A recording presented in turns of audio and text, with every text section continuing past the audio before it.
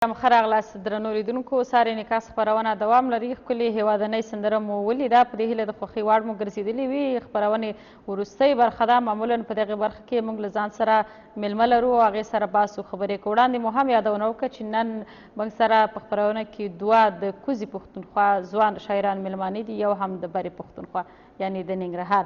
نو د دیو سره به د دیو په ژوند په ځوانه شاعرۍ د کوزي پښتونخوا او برې پښتونخوا هغه د شاعرانو په اړیکو باندې بحث او خبرې کوو.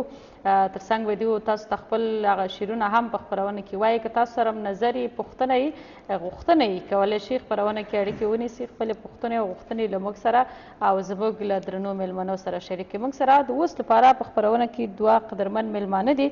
ایاز فضل داودزی صاحب چې دا د کوزي پښتونخوا نه راغلی شاعر دی او تر څنګ یې حضرت یوسفزی صاحب چې دا نو زموږ همکارم دی او د برې پښتونخوا شاعر دی. تاسو دواړه ستړي مشئ، سهار مو خیر. ملالۍ بیبي خوشحاله اوسئ. داودزی صاحب ښه راغلئ خپرونې ته او پیل همدا راته وکړه چې څومره وخت کېږي دلته راغلي یاستئ، داسې رسمي د هغه د شعر و شاعرۍ دپاره راغلي وئ یا کوم بله مسله وه چې تاسو دلته راغلي یاستئ؟ مننه.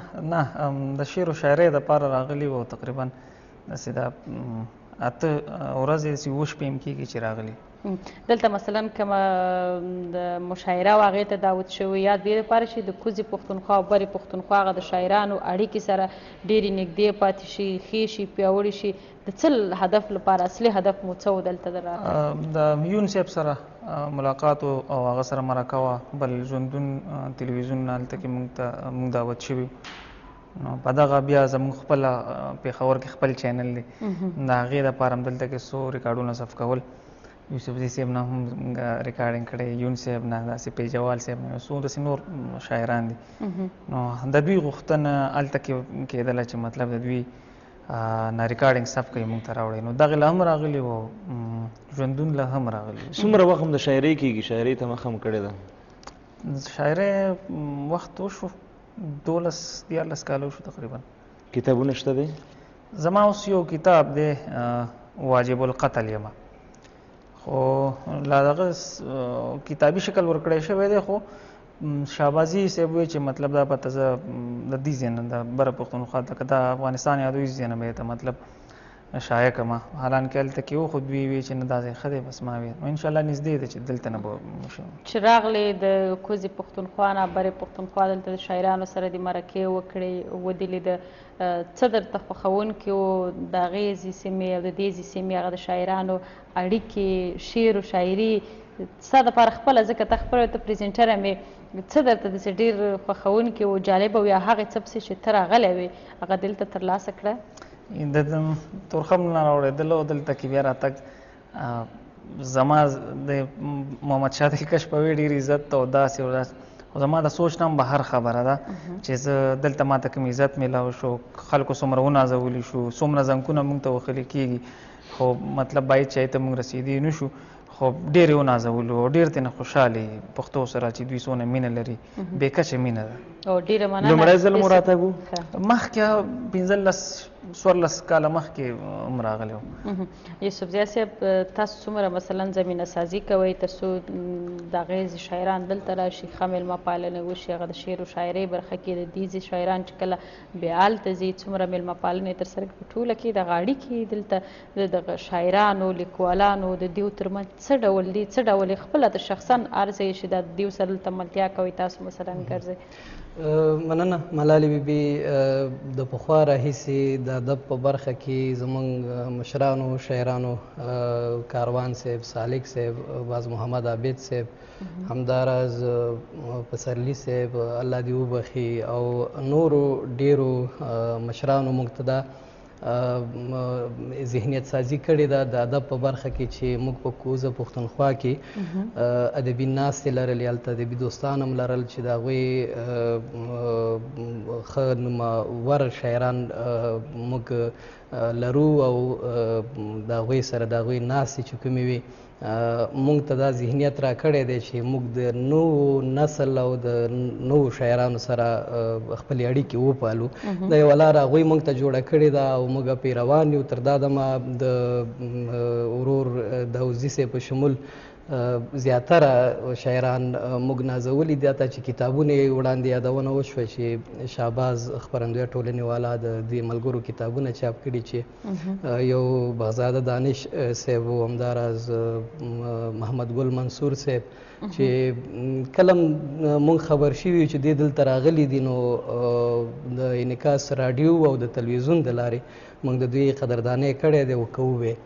نو دا یو فرهنګي اړیکه ده او موږ یې په رغولو کې د عام ولس په ذهن کې دا پچکاري کوو چې موږ یو وجود یو او بې له ده زموږ ناممکن کار دی. دا کرښې مرخې دا یو عادي مسلې دي، دا به تر یو وخته یي نور پښتانه سره نه بیلیږي.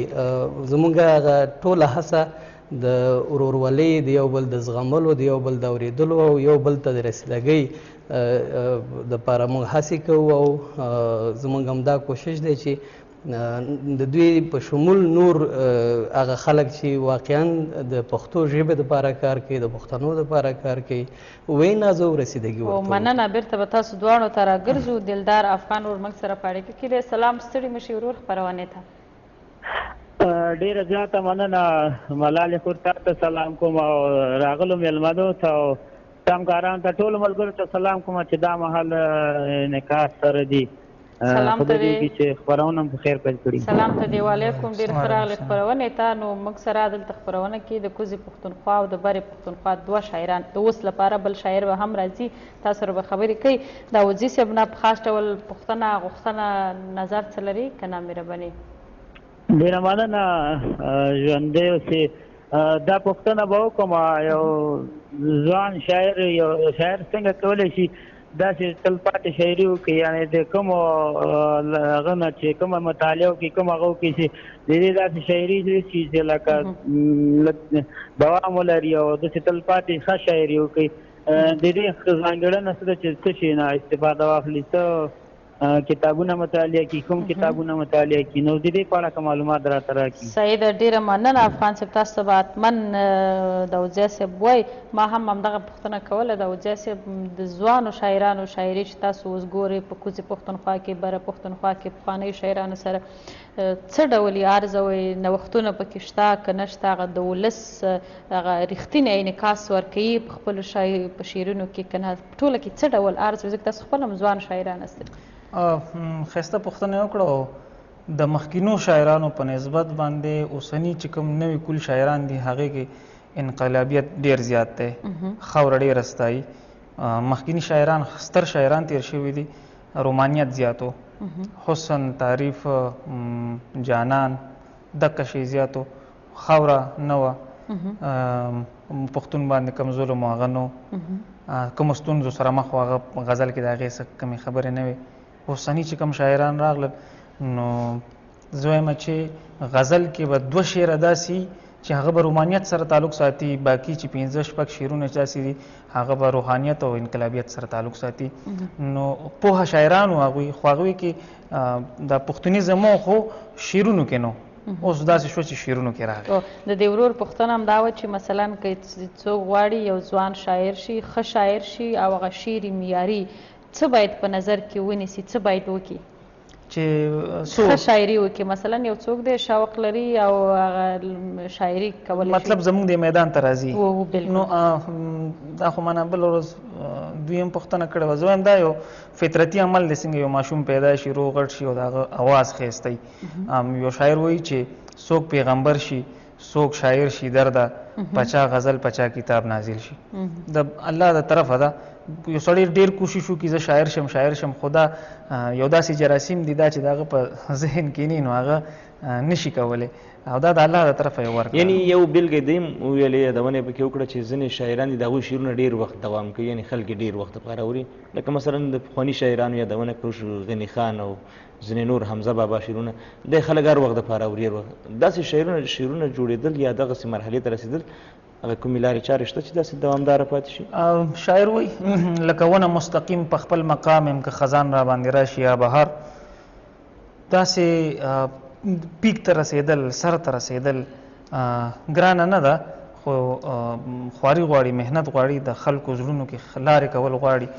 نو ولې نشي کوی د هغې نه هغه زموږ استادان شاعران دي اوسني سوچونه او د کل چیز وګورم د هغوی نه زیات انقلابیت لري او شاعران اصل کې ډېر زیات هم شو د میډیا ماشاءالله راغلی راغلل که نه سوچ زه که دا ووایم چې د محکو نه د څونه شاعران تیر شوي دي لکه خوا که په دغه پښتونخوا کې دي یا زموږ په پېښور کې دي سوچونه ښه سوچونه لري او نږدې ده انشاءالله وبه ګورئ د هغوی ځای خو نیوی نشي خو زه نږدې ده چې تاسو به وګورئ چې کله چې مطلب داسې یو وخت په راشي چې د اوسني شاعران به بیا د مثال په توګه باندې خلک مخکې کوي یو بل څه چې د مینې ورورولۍ یووالي د دې لپاره هغه د شاعرانو هڅې څومره ضروري دي او دوی چې کړي څومره یې رنګ راوړی دی په ټوله کې مثلا که موږ هم دا د کوزې پښتونخوا برې پښتونخوا یا به پښتنو د ظلم مسله تاسو یاده کړ دغه کې شاعرانو څومره رول لوبولی دی او که په صحیح ډول باندې شاعران دغه راواخلي او انعکاس ورکړي یو ځای ته رسیږي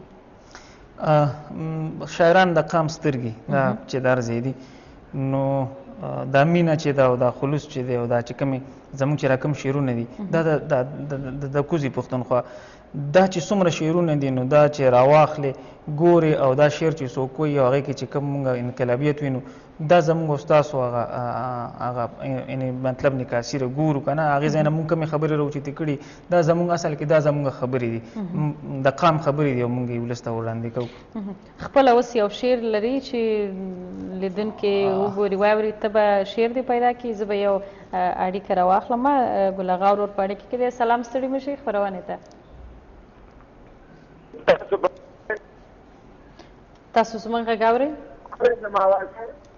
ستاسو غږ ټکنی دی کیدای شي ځای ته مو لږ تغییر ورکړئ حاجي ته تغییر ورکړو زما اواز اورئ او بالکل اورو ښه راغلې خپرونې ته مهرباني نو غوښتنه څه لري د مېلمنو نه غوښتنه دغه لرو چې دغه پروګرام د شاعري ده موږ ته چې شاعري وایي افغانستان په ګټه وي څنګه وپوه نه شوم مالې یو شاعري پروګرام دی یو داسې شعر وایي افغانستان په ګټه وي ښه صحیح ده نو شعرونه طبعا د یو سیمې په ګټه وي داودزي صاحب به اوس یو شعر واورو یوسفزي صاحب نه به یې هم بیا اورو بل میلمه هم موږ له ځان سره لرو نو تر پایه پورې زموږ ملتیا وکړئ داودزي صاحب غزل نه مخکې یو څو شعرونه داسې دي چې خپله به په خپله د خپل ځان خپل بدل اخلم خپله به په خپله د خپل ځان خپل بدل اخلم خو تانه به جانانه ستا نازونه پسې چل اخلم زما په چکر جانانه ټوله پښتونخوا وینم څومره ښه زما په چکر جانانه ټوله پښتونخوا وینم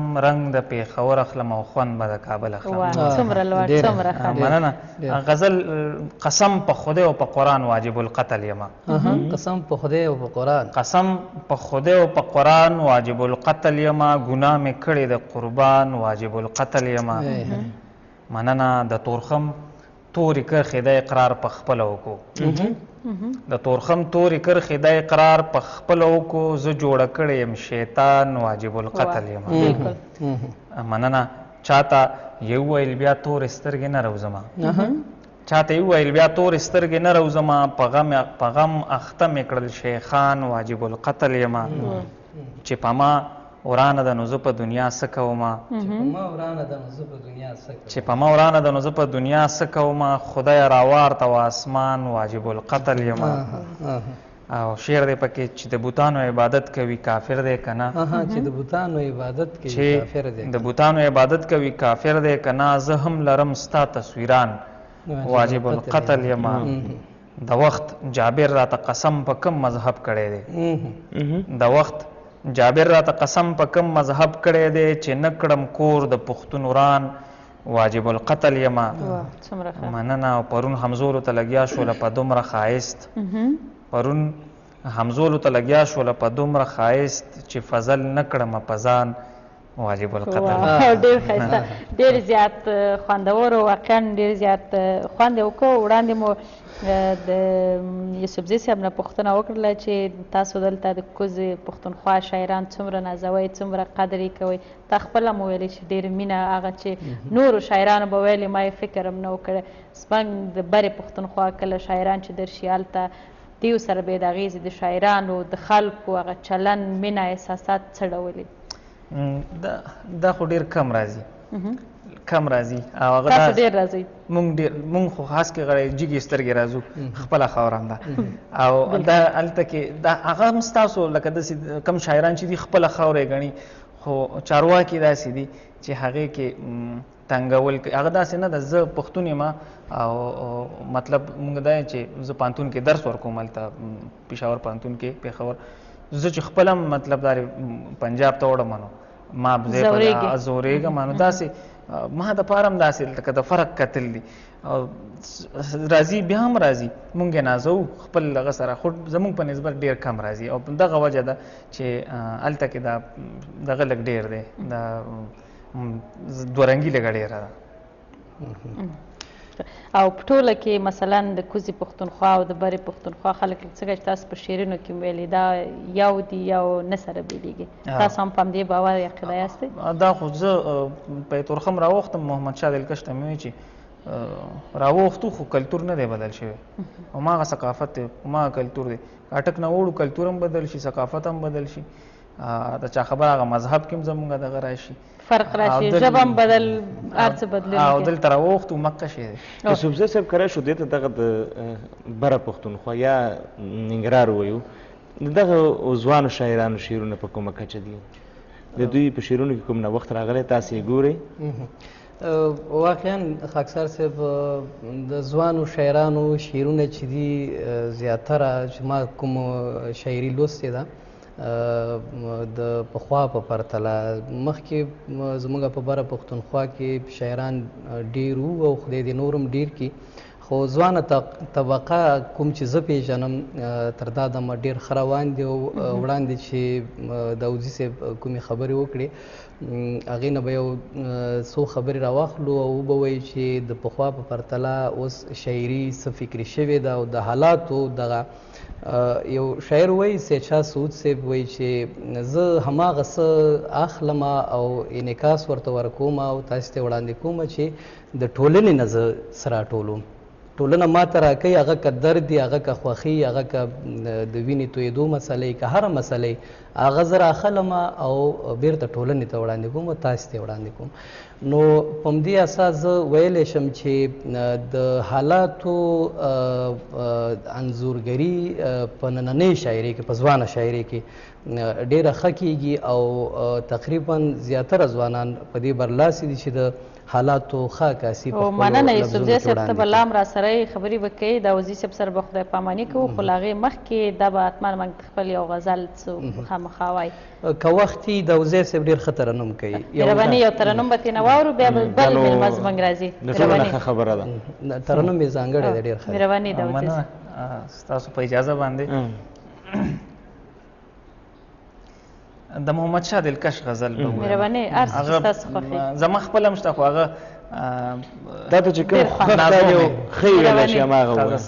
مهرباني ما سره راغلی هم دی اوس د سترګو تور د نظر تار مړ شي زما د خوږ زړګي قرار مړ شي د سترګو تور د نظر تار مړ شي زما د خوږ زړګي قرار مړ شي مړه د تلو خبرې سلا کوي مړه د تلو خبرې سلا کوي خواته مې کېنه په قلار مړ شي زما د خوږ زړګي قرار مړ شي پنی مشپا دیدن لمراز نور پنی مشپا دیدن لمراز نور سوک بدی مړکی پدیلار مړ شي زما د خوږ زړګي قرار مړ شي یوې لحظې له بهر نه را پرېږدي یوې لحظې له بهر نه را پرېږدي د کلي سکول کې چوکیدار مړ شي زما د خوږ زړګي قرار مړ شي نن یې ویل دلکشه خوښ می خو نن یې ویل دلکشه خوښ می خو ډېره یریږم د پلار مړ شي زما د خوږ زړګي قرار مړ شي د سترګو تور د نظر تار مړ شي زما د خوږ زړګي قرار مړ شي ډېر ښایسته واقعا ډېر زیات خوند یې وکړ ډېره زیاته مننه ایاز فضل داودزی صاحب له تاسو نه لنډ پیغام مو د کوزې پښتونخوا د یو شاعر په توګه څه دی ډېر په لنډو کې مینه یې راکړه او تر اخره پورې به راته یاد وي انشاءالله ډېره زیاته مننه له تاسو نو چې راغلئ خپرونې ته اوس به یوه لنډه دمه اخلو له دمې وروسته زموږ بل میلمه به راځي او موږ سره به خپرونه کې کښېني نو تاسو هم زموږ ملتیا وکړئ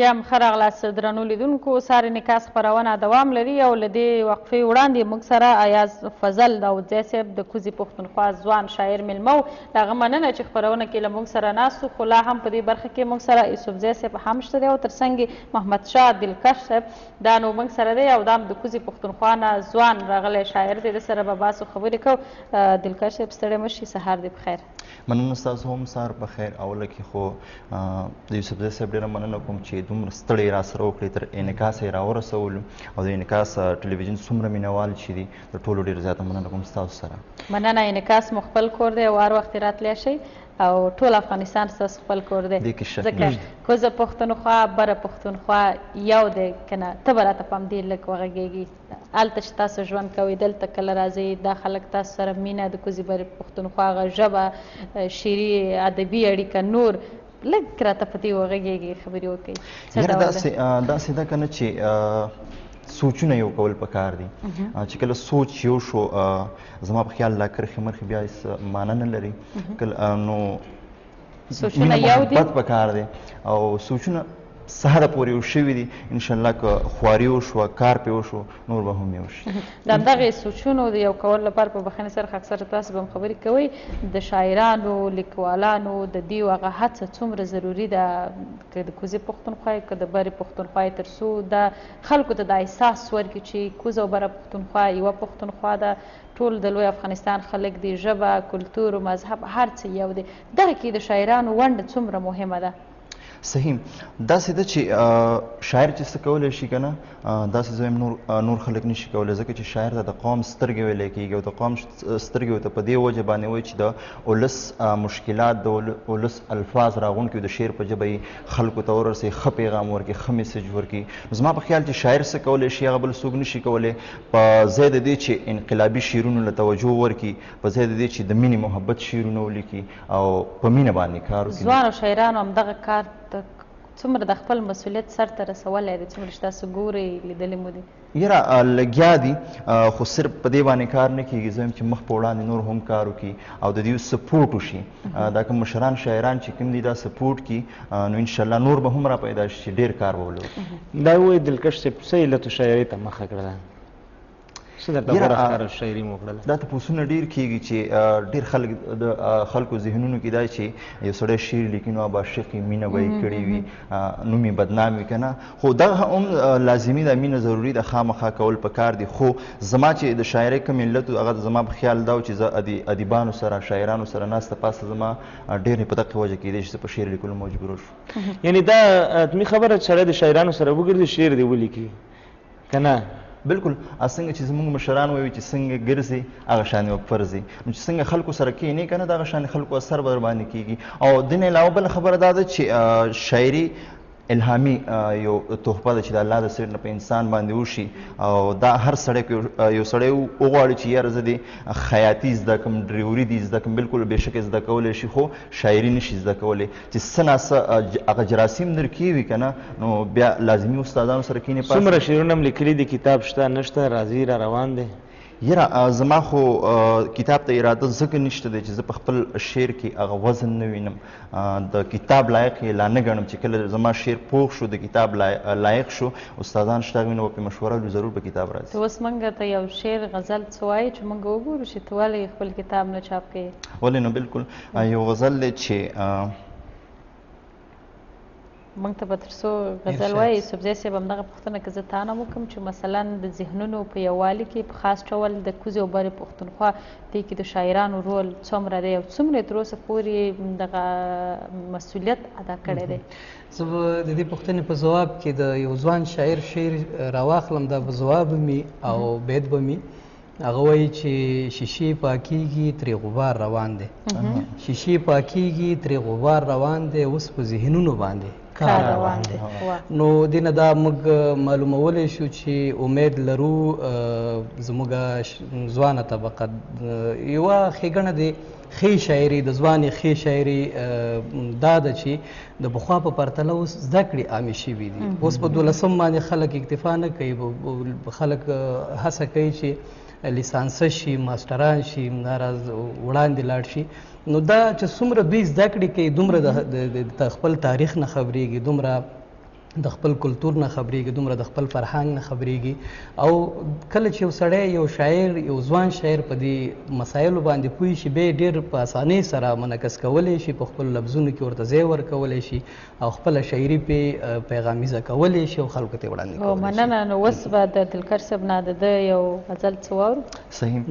غزل داسې دی چې د شګو په بندونو د غورځنګ نیولی دی، د شګو په بندونو د غورځنګ نیولی دی، جانانه زړه مې ستا د لاسه زنګ نیولی دی. او مننه چې پښتون یمه ښایسته یمه والله من پرست یم، پښتون یمه ښایسته یمه والله من پرست یم، تصویر مې دې دنیا ته چا بدرنګ نیولی دی. مننه. او منمه چې لاسونه د نکریزو باندې سره دي، منمه چې لاسونه د نکریزو باندې سره دي، خو شونډو دې زما د وینو رنګ نیولی دی. مننه. او بل شعر دی چې ملګرو د دې شیخ مینې له کومه نامه ورکړم، ملګرو د دې شیخ مینې له کومه نامه ورکړم، یو لاس کې تسبیح په بل یې بنګ نیولی دی. او ته څومره خوش نصیبه یې چې مور او پلار دې شته دی، ته څومره خوش نصیبه یې چې مور او پلار دې شته دی، دلکش خو دعاګانو له ملنګ نیولی دی. ډېره زیاته مننه. واقعا ډېر زیات خوندور. څومره وخت کېږي چې شعر او شاعري کوې دلکر صاحب؟ یاره د 2014 نه زه شعر لیکم او لګیا یم. ستا شاعري کې څه غواړې چې ډېر خلکو ته ورسې؟ کوم ډول پیغام ډېر هغه ستا هدف دی چې ته باید ستا په هر شعر کې هغه واوسي تر څو نورو ته یې ورسوي؟ ته داسې ده چې د وخت نه موږ کله شاعري اورو د مشرانو شاعرانو هغې کې اکثر له انقلابیت هغې کې د جنګونو باندې خبرې شوي، په دې باندې خبرې. زه یم چې زه د مینې خبرې وکړم، زه په خپل شعر کې محبت خور کړم. د شاعر زما وس کې نور څه نشته، کم از کم زما مینه خورول وس کې دي. زه غواړم چې په خپل شعر کې مکمل په مینه باندې کار وکړم. د ټولو شاعرانو کوم لاره مو خوښېږي چې کوم هغه تعقیب کوي؟ مثلا په مخکې شاعرانو کې دلکر صاحب جواب نه وړاندې یو اړیکه لرو او بیا به تاسو ځواب ورکړئ. حبیب ورور موږ سره په اړیکه کې دی. سلام، ستړي مه شئ خپرونې ته. اړیکه یې پرې شوه. نو اوس خاکسار صاحب پوښتنه ځواب کړي. زما پوښتنه دا ومه چې دغه تېرو مشرانو شاعرانو کم شاعر شعرونه هم خوښېږي، د کم شاعر لاره هم تعقیب کړي چې غواړئ همسې ورسېږئ؟ صحیح. زما خو تېرو شاعرانو کې غني خان بابا ډېر زیات خوښ دی، هغه لولم. او زما خپل سوچ دی، زما په خیال چې زما په سوچ باندې به ډېر کم شاعران وي. زه د خلکو د شاعرۍ نه صرف خوندونه اخلم، څوک کاپي کوم نه او څوک چا پسې ځم نه، صرف زه وایم چې زه ځان له په خپل شعر باندې په خپله مقام جوړ کړم. اوس به یوسفزی صاحب موږ ته یو څه ووایي، بیا به ته پرې نظر ورکړي چې د بارې پښتونخوا کوم ځوان شاعران څه ډول شاعري ترسره کوي؟ یوسفزی صاحب مهرباني. مننه. زه ما باندې د په ټولنه کې د مزدوره طبقه ډیره ګرانه ده او هغه ځکه چې دوی زغ زیات ارمانونه په زړه کې لري خو رسېدلو ته زمینه ورته نه برابره خو دې وکړي چې زموږ ټول مزدوران یو وخت د زده کړو او د نورو ډېرو مسایلو نه برخمن شي.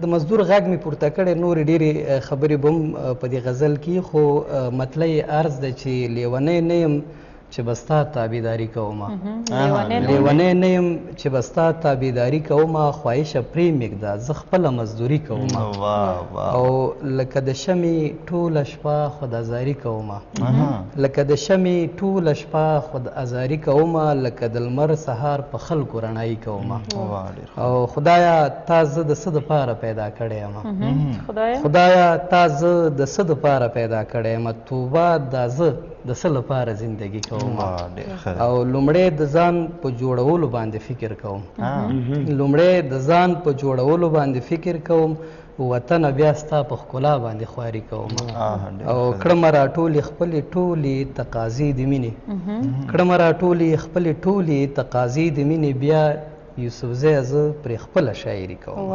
ډېر ښایسته او واقعا ډېر زیات خوندور.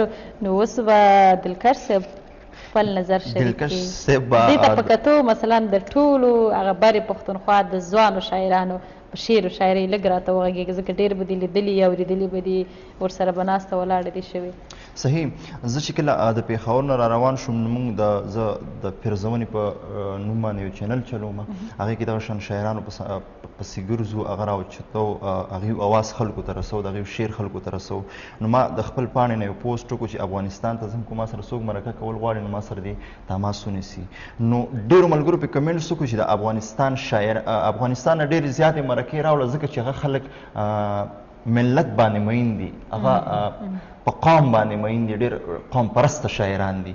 نو د دې خبرې ستاسو سوال جواب زما په خیال دې خبرې ډېره مننه. بلکل همداسې کومه خاطره هم لرې، جالبه خاطره دی، بل چې دلته یوه ډېره خوږه خاطره چې ته د برې پښتونخوا له ځان سره کوزې پښتونخوا ته ویسي، خاص ډول د یووالي په تړاو باندې، مثلا د دې خلکو د هغې خلکو سره د مینې یا د دواړو پښتونخواو د خلکو د مینو په تړاو باندې داسې یو څه سره مخ شوې چې ته تل به دې په یاد یې او له دې ځایه به هغې پښتنو ته له ځان سره ویسي. داسې ده چې کله موږ په تورخم بارډر باندې راواوړېدلو نو دلته موږ خلکو سره ملاو شو. اصل کې زما بنیاد د افغانستان نه دی، زما خپل تعلق کونړ ولایت سره دی. دا بل ملګری چې ما سره کوم راغلی ایاز فضل داود زی، د دې تعلق هغه ځای سره دی. زما دپاره د ټولو نه خوشحالۍ خبره دا ده چې زما میلمه راځي او زما د افغانستان خلک هغه قدرۍ نازوي، دعوتونه وله ورکوي. نو زما په خیال دې نه غټه خاطره زما لپاره نشي. زما سترګې د پاکستان کوم پښتانه چې دي کوزې پښتونخوا پښتنو ته اوچتې کړلې چې یاره زه د دلکش دې وطن ته تللی یم، زما دونه خدمت وشو. زما په خیال دې نه غټه خبره نشته. یوسفزی صاحب که وګورو ننګرهار ته، دلته په ننګرهار کې اوسنی ادبي فرهنګي حالات څنګه دي؟ مثلا خو ډېر دا سیستم ګرم و، خلک بار چېرته تلله، مجالس به ډېر نیول کېده، غونډې به ډېرې وي، حتی په کلیوالو سیمو ته به خلک تلله. خو اوس داخل د ښار کې هم کمرنګه شوي علتونه یې څه ګورئ؟ خاکسار صاحب ډېره ښه پوښتنه وه. د 1989 کلونو را په دې خوا زه په ادبي بهیرونو کې پاتې شوی یم، بېلابېل سیمینارونه او همدا ادبي ناستې مې څارلي. یوازینی د غونډو د کمرنګۍ یا د پروګرامونو د کمی علت دا دی چې زموږ او ستاسې متاسفانه تر اوسه پورې لکه څنګه چې موږ او تاسې غواړو چې باید واوسېږي، امنیت صحیح نه دی. د یو ملګري د کتاب مخکتنه وه، مشر د غونډې مشر ډېر لالهند او ښکته پورته ګرځېدو. ما لولي وروره څه خبره ده؟ وایي تر څو چې دا غونډه نه خلاصه نه شي ما سره به اندېښنه یي، زه به په ځای نه کښېنم. هلته مخکې کښېنه، د خلکو خبرې واوره، د استادانو د ملګرو چې دوی څه وایي، بیا ته هم یو څه ووایه. وایي زه هغو خبرو ته نه شم کښېناستی، د امنیت په غم کې یم چې دلته خدای مکړه کومه پېښه ونې شي. زه وایم یوازینی علت امدا دی، او بله دا چې ځینې مشران د ادب په لاره کې هلې ځلې کوي، خو حوصلې کمزوري دومره نشي کولی چې یو د بهیر د غړو هغه حوصله افزایي وکړي، ځینې مسلې پیدا کېږي چې هغوی ته قناعت ورکړي.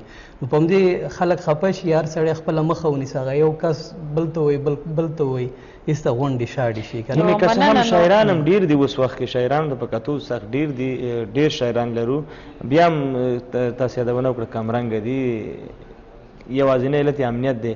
بل دا ډېر یو علت بل هم کېدی شي چې موږ ته د شاعري بیخي نږدې شوه، زموږ موبایلونو ته راله جیبونو ته، او هر شاعر ځان ته ادرس لري. بیخي لږ خلک به چې سوشل میډیا کې چې یو ځای کښېني ما سوشل میډیا کې یا چې پورته کېږي مننه. نو دلکر صاحب ستا یو څو بیتونه مو اورو، بیا به تا او یوسفزي صاحب په ګډه یو ترنم هم موږ ته کوئ. اول ستا یو څو همداسې بیتونه اورو هغه چې ستا ډېر زیات خوښېږي. سمه ده. عباسین یوسفزي نه چاته پوښت کړو چې ستا په خپلو شعرونو کې کوم شعر ډېر خوښ دی؟ هغه جواب ورته دا و چې زما شعرونه ټول زما بچي دي او خپل بچی د چا هم بدي نشي. خو یو پکې بیا لږ ډېر نازولی. زما یو شعر دی ملګرو هم ډېر خوښ کړی دی چې ځان له غوښې د زړګي خورمه روان یم. ځان له غوښې د زړګي خورمه روان یم، د جانان د لاس بنګړي خورمه روان یم. ستا د یو نظر لیدو دپاره یاره، ستا د یو نظر لیدو دپاره یاره، ګزارونه په تندي خورمه روان یم. او خلک مینه کې ساختونه خوري چې ښه شي، خلک مینه کې ساختونه خوري چې ښه شي، زه په مینه کې ازغي خورمه روان یم. یار بیگا مې عجیبه شان خوب لیدلی، یار بیگا مې عجیبه شان خوب لیدلی، تصویران د یو سړي خورمه روان. او یا د خپلې زندګۍ نه مزې اخلم، یا د خپلې زندګۍ نه مزې اخلم، یا د خپلې زندګۍ نه مزې اخلم، یا د خپله زندګي خورمه روان. شاعري مې ډېره خوښه ده دلکشه، شاعري مې ډېره خوښه ده دلکشه، ستا شعرونه خو بیخي خورمه روان. ډېر ښایسته، واقعا ډېر خوندور. تاسې کتاب نه چاپ کوئ. نو اوس به ستا او د یوسفزي صاحب په ګډه یو ترنم واورو، هغه چې هر څه تاسو کولی شي، ټپې شعر یا ډېر به ښه خوند به وکړي، ټپې دې پکې وکړي. نو مهرباني. نو دا ترنم چې دی دوه کسه چې کوي ضرور هماهنګي موجوده وي که نه، او ستاسې ناڅاپي غوښتنه ده. ټپې به وکړو، بیا صحیح ده، دې کې نه بندېږي. زه به سټارټ والم، تاسو به راسره په هغه طرز کې لاړ شئ. صحیح ده، ستاسو نه به بیا لږه ګرانه شي.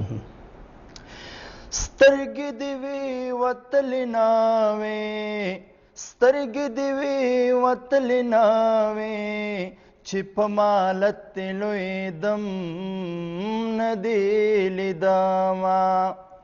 او سترګې دا ستا سترګې زما دي، سترګې دا ستا سترګې زما دي، ما تا ته کله د یارې ویلي دي نه. جانانه ستا په یارانه کې، جانانه ستا په یارانه کې، لکه غنم د زړه په سر چاودلی یمه. او یاري دې وکړه رانه لاړې، یاري دې وکړه رانه لاړې، لکه مرغۍ چې جاله جوړه وکړي ترې زینه. و دې ویشتم پورته دې نه کړم، و دې ویشتم پورته دې نه کړم، خلک ویشتلې مرغۍ زار پورته کوینه. او زما دې څه وکړه چې لاړې، زما دې څه وکړه چې لاړې، ځان دې په خپله بې دیدنه وکړو میانه. مسافر مه وژنې خاونده، مسافر مه وژنې خاونده، مسافرۍ کې د وطن ارمان کوینه. هو مسافر تلې در جګه نه شومه، مسافر تلې در جګه نه شوم، خدای دې ماشله کړي په دواړو زنګونو. چارې د دنیا به د دنیا سره کومه، چارې د دنیا به د دنیا سره کومه، مینا مینا مینا بس تا سره کومه، مینا مینا مینا بس تا سره کوم چارې د دنیا به د دنیا سره کوم چارې د دنیا به د دنیا سره کوم مینا مینا مینا بس تا سره کوم مینا مینا مینا بس تا سره کوم. ډېر ښایسته ډېره زیاته مننه له تاسو دواړو نه چې راغلئ خپرونې ته. دلګر صاحب ډېر په لنډه کې ستا پیغام اخلو. مننه. اول خو د یونیکاست ټلویزیون ټولو کارکوونکو ډېر زیاته مننه کوم، ستاسو هم ډېر زیاته مننه کوم او یوسفزي صاحب هم ډېر زیاته مننه کوم. پیغام دا دی چې نن سبا په سوشل میډیا باندې تش د نفرت پوسټونه کیږي. اصل کې د افغانستان د پښتنو او د کوزي پښتونخوا د پښتنو په منځ کې داسې هېڅ شی نشته. محبت دی، مینه محبت دی، هغه موږ ته پته ولګي، د هغې خلکو ته پته لګي معلومات دي چې تلې راغلي دي. نو کم از کم پلیز چې تاسو مینه نشئ خورولی نو نفرتونه مه خوروئ. ډېره زیاته مننه یوسفزي صاحب. ډېر په لنډه کې ستاسو پیغام. ډېره مننه. بس زه وایم چې هر انسان د برداشت ولري، حوصله دې لویه وساتي او بس زده کړې دې کوي، خو خلکو سره دې اړیکې پالي. دا زما پیغام دی او خدای دې وکړي چې زه یې عملي کړم او زمونږ کوم ملګري چې موږ ویني هغوی دې دغه ډېره زیاته مننه. د کوزي پښتونخوا نه راغلی ځوان شاعر محمد شاه دلکر صاحب له تا او حضرت یوسفزي صاحب له تا دواړو چې راغلي خپرونې ته او موږ سره مو برخه واخیسته. د 9 بجو خبرونه به درته هم صفت الله محبت وي. محبت صاحب ته هم ستړی مه شئ، سهار دې په خیر. نو خاکسار صاحب بلکل خپرونه به پای ته ورسول. درنو مېلمنو هم مننه چې راغله خپرونه کې برخه واخیسته. د انعکاس ټلویزیون درنو لیدونکو او اورېدونکو زموږ د نن ورځې د انعکاس خپرونه همدلته پای ته رسېږي. تاسو په پاک او سپېڅلي رب سپارو. تر بیا ښه وخت.